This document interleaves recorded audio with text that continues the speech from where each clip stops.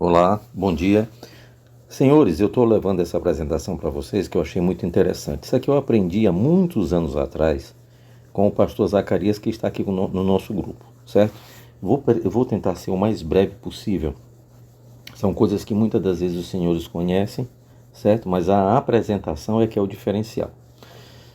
Como entender essa aparente contradição de Lucas 16, 16 e 17? Dentro do mesmo, próximo um texto ao outro, de um versículo ao outro, olha a contradição. A lei e os profetas duraram até João. Desde então é anunciado o reino de Deus e todo homem prega força para entrar nele. Então aqui diz claramente que a lei e os profetas elas só foram até João, que a gente sabe que é o João Batista. Mas o verso seguinte diz: e é mais fácil passar o céu e a terra do que cair um tio da lei. Bom, aqui já diz o contrário, que a lei é mais fácil passar o céu e a terra do que sair ao menos um assento dela, né? Como entender essa contradição? É porque existem duas leis. Uma lei, lá em Deuteronômio 4, que foi escrita pelo dedo de Deus, lá diz claramente, e que ao mesmo tempo, lá em Deuteronômio 4, que Deus deu autorização a Moisés a escrever num livro uma outra lei. E aí o que a gente vai fazer aqui? A gente vai fazer o contraste, a comparação entre uma lei e outra, certo? E o estudo chama-se separação das leis. Isso para você que já deu o estudo da lei de Deus, já mostrou que a primeira coisa que Deus quer fazer na sua vida é te salvar, oferecendo a sua graça salvadora, transformadora, para que a sua vida agora se adeque à lei de Deus. Porque a lei de Deus não é meio de salvação, entendeu? É só uma forma de mostrar o pecado. Bom, preste bem atenção. Então vos anunciou ele a sua aliança que vos prescreveu, os 10 mandamentos, e os escreveu em duas tábuas de pedra. Também o Senhor me ordenou ao mesmo tempo que vos ensinasse estatutos e juízos para que os cumprisse na terra que passais a possuir. Então veja, são duas coisas diferentes que as pessoas não entendem, pensam que uma coisa é uma coisa só, a lei de Moisés. Mas o texto está dizendo que Deus escreveu uma e que Moisés escreveu outra, certo? Vamos lá ver a diferença. Uma diz assim: e deu a Moisés, quando acabou de falar no Monte Sinai, as duas tábuas do testemunho, tábuas de pedras escritas pelo dedo de Deus. Então essa daqui foi escrita por quem? Por Deus, certo? E a outra?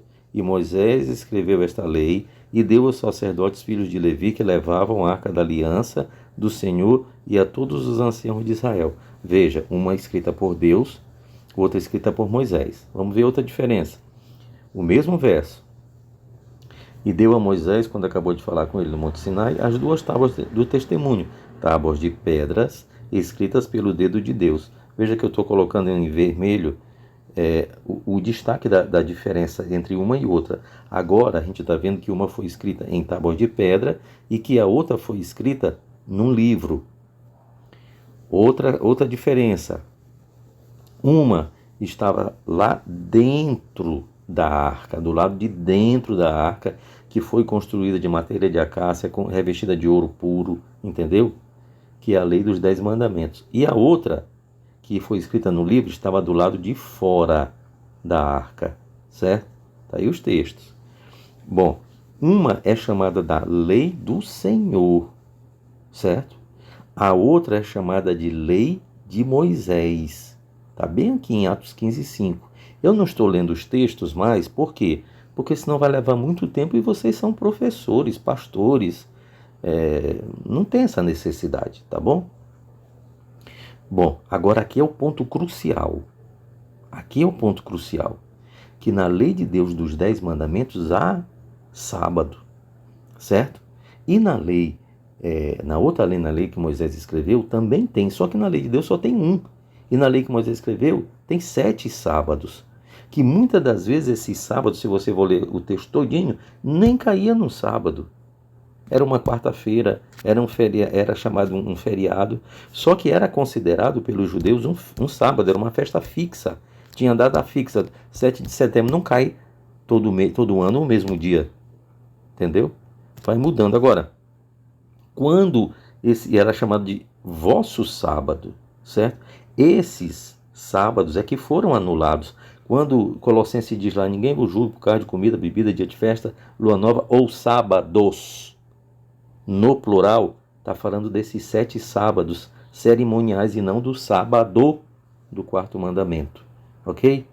Então, aqui ele é chamado de sábado. Isso aqui vai abrir a mente, o coração da pessoa, para que ela possa entender realmente a verdade. Agora, se não me falha a memória, lá em João 19, diz o que acontecia quando caía um sábado moral. Aliás, o cerimonial caía em cima do sábado moral. Lá em João diz que era grande aquele sábado da morte de Jesus, da Páscoa. Era grande aquele sábado, por quê? Não porque tivesse 25 horas, mas porque era a junção do sábado moral mais o sábado cerimonial, certo?